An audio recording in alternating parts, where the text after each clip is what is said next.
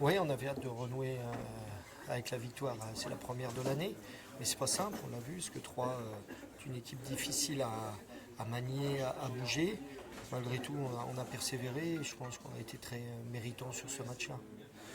Alors cette expulsion forcément vous a servi, mais quelque part, est-ce qu'elle ne vous a pas aussi obligé à revoir un petit peu votre schéma tactique? Non, pas trop.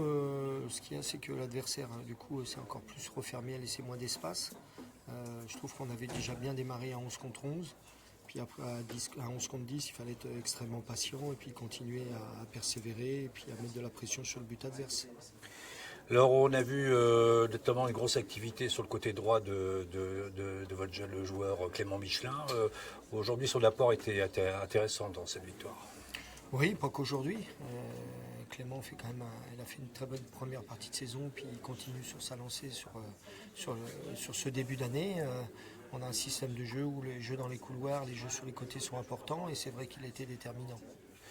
Alors, c'est pas une surprise, hein, comme d'habitude, le public vous a bien poussé, même quand ça voulait pas rentrer.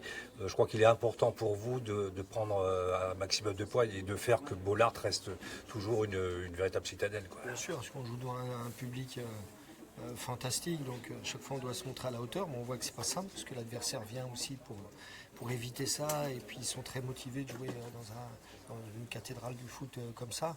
Mais c'est vrai que forcément on parle de 12e homme, mais en ce qui nous concerne ça arrive presque tout le temps.